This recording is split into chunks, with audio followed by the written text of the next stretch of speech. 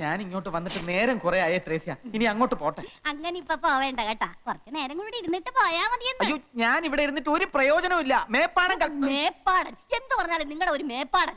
അയാളെ എന്റെ കയ്യിലോട്ടൊന്ന് കിട്ടട്ടും. അയ്യാക്കട ഒരു ദുർഗന്ധവാദം. ആരാണ്ടും വരുന്നു. അങ്ങ് അകാലം അല്ല ത്രികാലജ്ഞാനിയല്ലേ സ്വാമി? ശരണം ശരണം പൊന്നയ്യപ്പ സ്വാമി, അല്ലാതെ ശരണമില്ല സ്വാമി. ശരണം, രക്ഷിക്കണം. എന്റെ ഉണ്ണി ഈ കുടുംബത്തിന്റെ അന്തകനായി മാറാൻ പോണു. അവന് വിവാഹം കഴിക്കണമെന്ന് ഏതോ ഒരു പെണ്ണുമായി അവന് പ്രേമമാണെന്ന്. ഈ കുടുംബത്തിലെ പുരുഷന്മാർക്ക് ഈ ജന്മത്ത് സ്ത്രീ സുഖം പാടില്ലെന്ന് അറിയാലോ. എന്റെ മോന്റെ മനസ്സ് മാറ്റാൻ എന്തെങ്കിലും ഉപദേശിക്കണം. ഒന്നും മനസ്സിലാവുന്നില്ല. മനസ്സ് മാറ്റിത്തരാൻ ശ്രമിക്കാമെന്ന് അദ്ദേഹം പറയുകയായിരുന്നു. മാത്രമല്ല, ഈ കോലോത്തെ ആണുങ്ങൾക്ക് വിവാഹം കഴിക്കാൻ കഴിയുന്ന തരത്തിൽ ഒരു വിശേഷാൽ പൂജ നടത്തി തരാനും അദ്ദേഹത്തിന് ഉദ്ദേശമുണ്ട്. എന്ത് പൂജ നടത്തിയാലും അത് ശരിയാവില്ല സ്വാമി. കർമ്മികളിൽ വെച്ച് കർമ്മിയായ മേപ്പാടിന് പോലും ഈ കുടുംബത്തെ ബാധിച്ചിരിക്കുന്ന ദുരാത്മാവിനെ പേടിയാ. അത്രയ്ക്ക് ഭയങ്കര അവള്. അതിനേക്കാൾ ഭയങ്കര എന്റെ കുട്ടിയെ മയക്കി വശത്താക്കി അവൾ. ഇവിടത്തെ കുട്ടികളെ വശത്താക്കി കുടുംബം നശിപ്പിക്കാൻ വരുന്നവളെ ഈ ഭൂമിയിൽ ഞാൻ വെച്ചേക്കില്ല. മുത്തശ്ശി, ഉണ്ണിയേട്ടന്റെ ബൈക്ക് ആക്സിഡന്റ് ആയി. ഏട്ടനെ ഹോസ്പിറ്റലിൽ അഡ്മിറ്റ് ചെയ്യിക്കണമെന്ന് ഫോൺ വന്നു.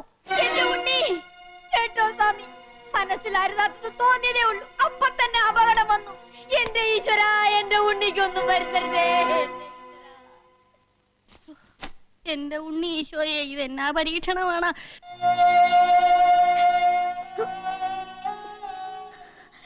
എന്റെ പരദൈവങ്ങളെ, എന്റെ കുട്ടിക്ക് ആയുസ് കൊടുത്തല്ലോ, അത് എന്റെ ഭാഗ്യം.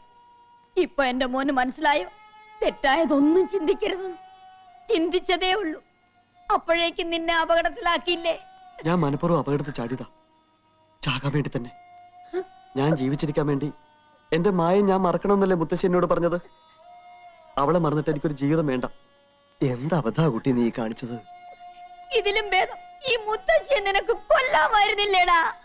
ഈശ്വരൻ തന്ന ജീവൻ സ്വയം അങ്ങോട്ട് നശിപ്പിക്കാന്ന് വെച്ചാ എന്താ പാപം എന്നറിയോ നിനക്ക്? മുത്തശ്ശി ഒന്ന് ക്ഷോഭിച്ചു എന്ന് കരുതി ഇതൊക്കെയാ ചെയ്യാ? എല്ലാരും കൂടെ എന്നെ എന്തിനാ ഇങ്ങനെ വഴക്ക് പറഞ്ഞത്? ഞാൻ തെറ്റാ ചെയ്തത്, സമ്മതിച്ചു. അതിന് ശിക്ഷയായിട്ടാ ചാവാൻ തയ്യാറായത്. ഈ ശല്യം ഇതോടെ തീരുമല്ലോ. ഇതിപ്പോ വലിയ ഇടങ്ങേറായല്ലോ ഭഗവതി. ബ്രഹ്മചര്യം ലംഘിച്ചാൽ അപമൃത്യു ഉണ്ടാവുന്നു മേപ്പാടൻ. ബ്രഹ്മചര്യം ലംഘിക്കാൻ അനുവദിച്ചില്ലെങ്കിൽ സ്വയം അപമൃത്യു വരിക്കുമെന്ന് ഉണ്ണിക്കുട്ടൻ. ഇനിയിപ്പോ എന്താ ചെയ്യാ?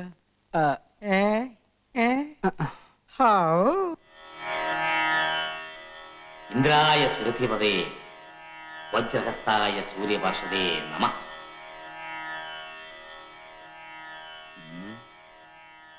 തമ്പുരാട്ടി ക്ഷമിക്കണം. മന്ത്രവിധി പ്രകാരം ഒരു നിവൃത്തിയും നാം കാണുന്നില്ല. ഈ വിഷയത്തിൽ പിന്നെ ആകെയുള്ള പരിഹാരം ഒന്നേ ഉള്ളൂ. ഉണ്ണിക്ക് അത്രയ്ക്കങ്ങട് നിർബന്ധാച്ചാ വിവാഹമാകാം ദേവി. പക്ഷേ വിവാഹം കഴിഞ്ഞാലും ബ്രഹ്മചര്യം കാത്തു സൂക്ഷിക്കണം. ചുരുക്കി അങ്ങോട്ട് പറഞ്ഞാല് സ്ത്രീ സുഖം അനുഭവിക്കാൻ പാടില്ല. ആ കുട്ടി അത് ലംഘിക്കില്ല എന്ന് തമ്പുരാട്ടിക്ക് ഉറപ്പുണ്ടെങ്കിൽ വിവാഹത്തിന് അനുവാദം കൊടുക്കാം. അയ്യോ, അത് അവര് തീരുമാനിക്കേണ്ടതല്ലേ. മുത്തശ്ശിക്ക് എങ്ങനെ ഉറപ്പ് വരാൻ പറ്റുക? അതാ പറഞ്ഞത്, വിവാഹം പാടില്ല എന്ന്. മേപ്പാടം പറഞ്ഞതിന്റെ അർത്ഥം ഇപ്പൊ നിനക്ക് പിടികിട്ടിയ? പേരിനൊരു വിവാഹവും കഴിച്ച് പെണ്ണിനെയും കെട്ടി എഴുന്നള്ളിച്ച് വേണമെങ്കിൽ നടന്നോ. ഇവിടെ ആർക്കും ഒരു വിരോധവും ഇല്ല. വേണ്ട ഉണ്ണി, വിവാഹം കഴിച്ചില്ലെങ്കിൽ കഴിച്ചില്ലെന്നേ ഉള്ളൂ. പട്ടിണി കിടക്കുന്നവന്റെ മുമ്പിൽ പാൽപ്പായസം കൊണ്ടുവച്ചിട്ട് അത് കഴിക്കാൻ പാടില്ല, വേണമെങ്കിൽ നോക്കിക്കൊണ്ടിരുന്നു എന്ന് പറഞ്ഞാല് അതിന്റെ വിഷമം ഭയങ്കര. എന്താ ആ വിഷമം നിനക്ക് ഏതാണ്ട് ഉള്ളത് പോലെയാണല്ലോ നിന്റെ സംസാരം.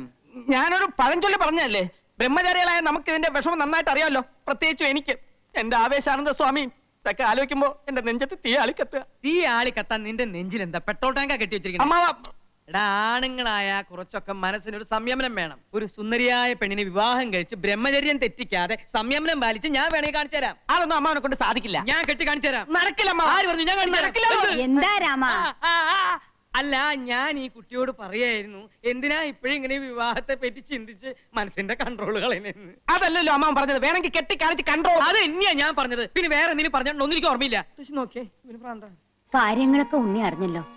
നിന്റെ സങ്കടം കണ്ട് മുത്തശ്ശി മേപ്പാടിനോട് സംസാരിച്ചു. പക്ഷേ ഒരു നിവൃത്തിയില്ല കുട്ടിയെ. മായയെ സ്വന്താക്കാൻ വേണ്ടി എന്ത് ത്യാഗം ചെയ്യാനും ഞാൻ തയ്യാറാ. വിവാഹം കഴിഞ്ഞാലും ഞാൻ ബ്രഹ്മചാരിയായിട്ട് ഇരുന്നാ പോരെ? ബ്രഹ്മചര്യം എന്ന് പറഞ്ഞാ എന്താ അർത്ഥം എന്ന് അറിയോ നിനക്ക്? എല്ലാ അർത്ഥവും എനിക്കറിയാം മുത്തശ്ശി. വേറൊന്നും വേണ്ട. ജീവിതകാലം മുഴുവൻ അവൾ എൻ്റെ അടുത്ത് ഉണ്ടാവുമല്ലോ, അത് മതി. ഞങ്ങളുടെ വിവാഹം മുത്തശ്ശി നടത്തി തരണം. എന്താ സാവിത്രി ഇവനീ പറയണേ? നീ ഒന്ന് പറഞ്ഞു മനസ്സിലാക്കുക. പേരിനൊരു മംഗലം കഴിച്ചോണ്ട് എന്താ പ്രയോജനം? മോൻ സമ്മതിച്ചാൽ തന്നെ ഇങ്ങനൊരു വിവാഹത്തിന് ഏതെങ്കിലും പെൺകുട്ടി തയ്യാറാവോ? ഭാര്യയാകുക, പിന്നെ അമ്മയാകുക, മുത്തശ്ശിയാകുക, ഇതൊക്കെ എല്ലാ പെൺകുട്ടികളും ആഗ്രഹിക്കുന്നതാ. അതൊക്കെ വേണ്ടെന്ന് വെച്ച് നിന്റെ കൂടെ ജീവിക്കാൻ ആ കുട്ടി തയ്യാറാവോ? തയ്യാറാകും.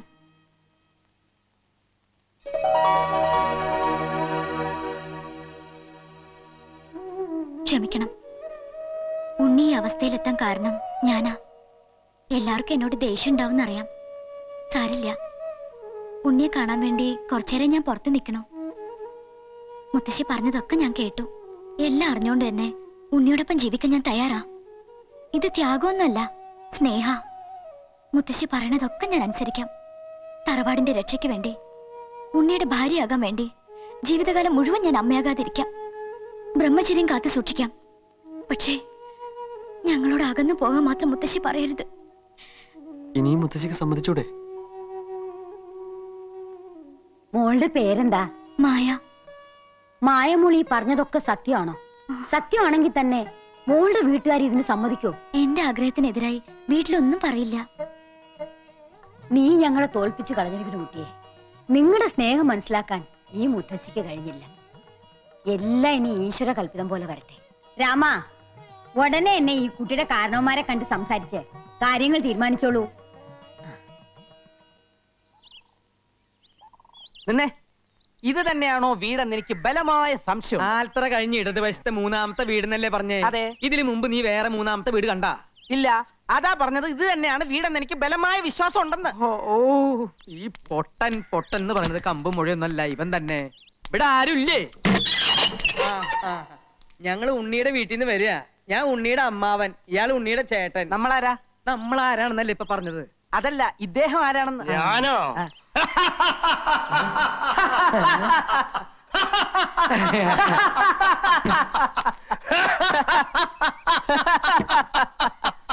എന്താ കൃഷ്ണ ചിരിക്കണേ? ഭ്രാന്തൊന്നും ആവില്ലെന്നാ തോന്നണേ. വെറുതെ കൂടെ ചിരിച്ചോളൂ. ഞങ്ങൾ ഉണ്ണിയുടെ പെണ്ണിനെ കാണാൻ വന്നതാ. മനസ്സിലായി കുട്ടിയെ, ദേ അവര് വന്നിരിക്കണോ?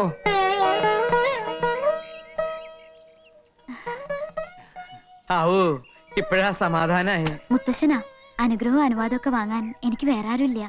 കുട്ടിയുടെ ആഗ്രഹങ്ങൾ പൂർത്തീകരിച്ച് കാണുന്നതിൽ എനിക്ക് സന്തോഷമേ ഉള്ളൂ.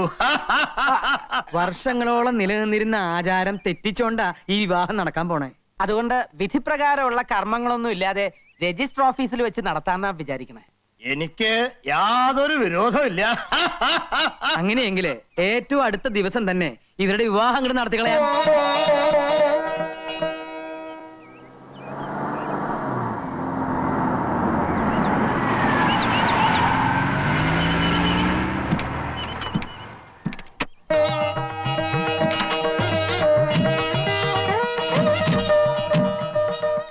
എല്ലാരോടും ഇങ്ങോട്ട് വരാൻ പറയും.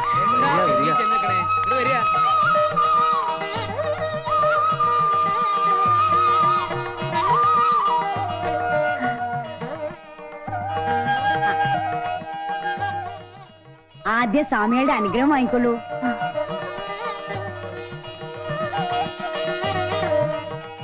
ഇനി വലത്തെ കാല് വെച്ച് അകത്തേക്ക് കയറിക്കൊള്ളൂ.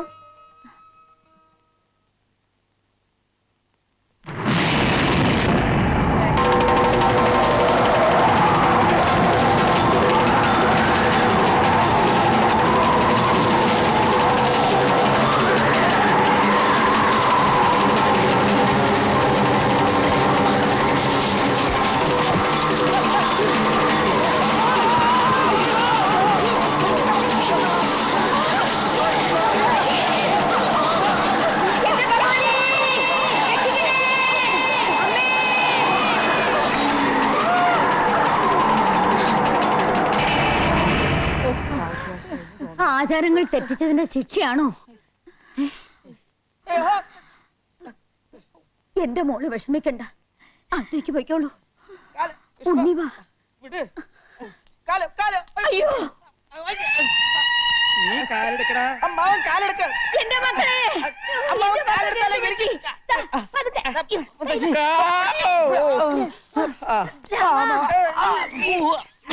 എന്റെ ഭഗവതി എന്താ ഇത്?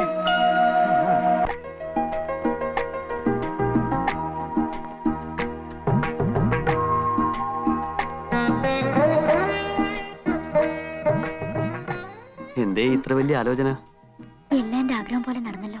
ഉണ്ണിപ്പോ എന്റെ സ്വന്തമായില്ലേ? എനിക്ക് വിശ്വസിക്കാനാവണില്ല. വിശ്വസിച്ചോളൂ, ഈ ഉണ്ണി മായക്ക് എന്നും സ്വന്തമായിരിക്കും. ഈ മുഖം, ഈ സ്നേഹം എന്നെ വല്ലാതെ അങ്ങ് കീഴ്പ്പെടുത്തി കളഞ്ഞില്ലേ? ഇനി നമ്മൾ മരണം കൊണ്ടേ അകലുകയുള്ളൂ. അടുത്ത ജന്മത്തിലും ഉണ്ണി എന്റേതായിരിക്കണമെന്ന് എന്റെ പ്രാർത്ഥന. കൈവിട. തൊട്ടുള്ള കളിയൊന്നും വേണ്ട മക്കളെ. നിങ്ങൾ മുത്തശ്ശിക്ക് കൊടുത്ത വാക്കൊന്നും ഇവിടെ ആരും മറന്നിട്ടില്ല. വിവാഹം കഴിഞ്ഞതിന് ശേഷം എല്ലാവരുടെയും കണ്ണു വെട്ടിച്ച് ഇവിടെ എന്തും ആകാമെന്നാണ് നിങ്ങളുടെ വിചാരമെങ്കിൽ ആ പൂതി അങ്ങോട്ട് മനസ്സിൽ വെച്ചാൽ മതി. ഇന്ന് മുതൽ നീ ബ്രഹ്മചര്യം തെറ്റിക്കുന്നുണ്ടോ നോക്കാൻ മുത്തശ്ശി എന്നെ ചുമതലപ്പെടുത്തിയിരിക്കുക. അതുകൊണ്ട് രഹസ്യമായിട്ട് നിങ്ങൾ എന്തെങ്കിലും കുരുത്തക്കേട് കാണിക്കാൻ ഒരുങ്ങിയാല് അപ്പൊ ഞാൻ അതിന് നടുക്കൊന്ന് വീഴും. എന്ന് വെച്ചാ ഒന്നും ഞാൻ സമ്മതിക്കില്ല. കുട്ടി, ഇന്ന് മുതൽ ഈ മുറിയാണ് കുട്ടിയുടെ കിടപ്പറ. പേടിക്കണ്ട, ഉണ്ണി തൊട്ടടുത്ത മുറിയിലുണ്ട്, അതിന്റെ അടുത്ത മുറിയിൽ ഞാനുണ്ട്, അതിന്റെ അപ്പുറത്തെ മുറിയിൽ മുത്തശ്ശിണ്ട്. എന്ന് വെച്ചാൽ നേരം വെളുക്കുന്നവരെ ഈ വരാന്തേല് ആളുകളുണ്ട് എന്ന് അർത്ഥം. എന്തിനാ ഉണ്ണി ഇങ്ങനെ വെറുതെ നോക്കി വെള്ളം ഇറക്കണേ? ഇതിന് ഒരുങ്ങുമ്പോ തന്നെ ഞാൻ എല്ലാം പറഞ്ഞതല്ലേ. വാ വാ, നിന്റെ മുറി ഞാൻ ഒരുക്കിയിട്ടുള്ള കുട്ടാ. വാ.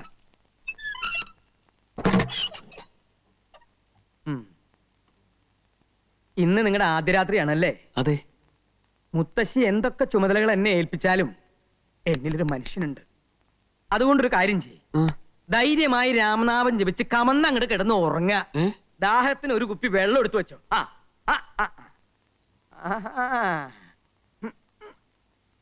നോക്കണ്ട, നിന്നെപ്പോലുള്ള ചെറുപ്പക്കാര് ചിലപ്പോ ജനലും പൊളിച്ച് അപ്പുറത്ത് കയറിന്ന് വരും. എന്താണാവോ? ഇങ്ങോട്ട് തന്നെ, ഇങ്ങോട്ട് തന്നെ.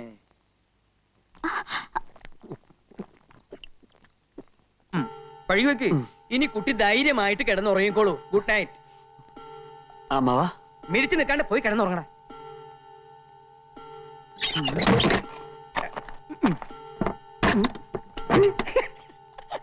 അയ്യോ,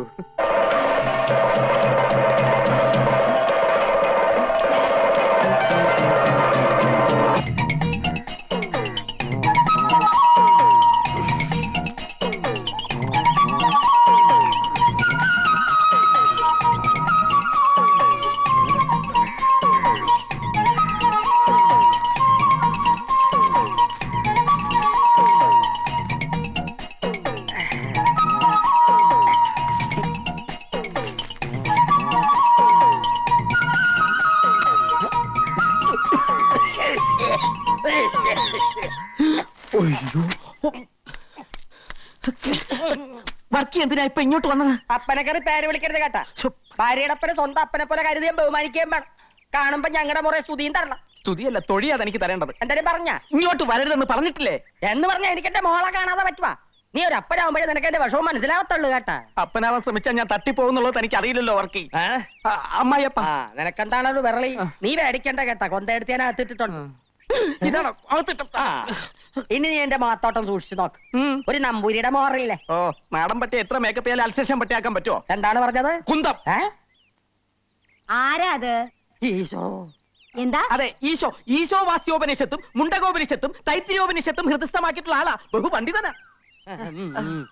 ഞങ്ങ ഇത്തിരി പടിഞ്ഞാറുള്ള നമ്പൂരി നായന്മാരാ. അക്കാര്യത്തിൽ ഒരു സംശയം വേണ്ട കേട്ടാ. ആള് വലിയ ഭക്തനാ. ഇവിടെയുള്ള സ്വാമിയെ കണ്ട് അനുഗ്രഹം വാങ്ങാൻ വന്നതാ. ഞാൻ പറഞ്ഞു ഇപ്പൊ പറ്റില്ലാന്ന്. പൊക്കോളൂ, പൊക്കോളൂ. പഠിക്കവരെ വന്നിട്ട് കാണാണ്ട് പോവേ. ഞാൻ കണ്ടേ പോവൂ. ഞാൻ കൊണ്ടേ പോകും. അമ്മജി, നിർത്ത്. കൃഷ്ണ, സ്വാമിയുടെ സാന്നിധ്യം അറിഞ്ഞ് ഭക്തരെത്തിയാൽ തടയാൻ നിൽക്കണ്ട. അനുഗ്രഹം വാങ്ങിച്ചോണ്ട് പൊയ്ക്കോട്ടെ. അല്ലേ കേശവ? അതെ അതെ. ഏതില്ലത്തെയാന്നാ പറഞ്ഞത്? കോങ്ങാണ്ടൂർ കോവിലകത്തെ ബാലരാമവർമ്മയുടെ അനന്തരവൻ രവിവർമ്മയുടെ ശ്യാലൻ ഹരിവർമ്മയുടെ മാതുലൻ. മതി മതിയോ? ഇദ്ദേഹത്തെ ചാവടിക്ക് കൂട്ടിക്കൊണ്ടുപോയി ദർശനത്തിന് വേണ്ടി സൗകര്യം ചെയ്തു കൊടുത്തോളൂ. വന്നോളൂ, മാറുക.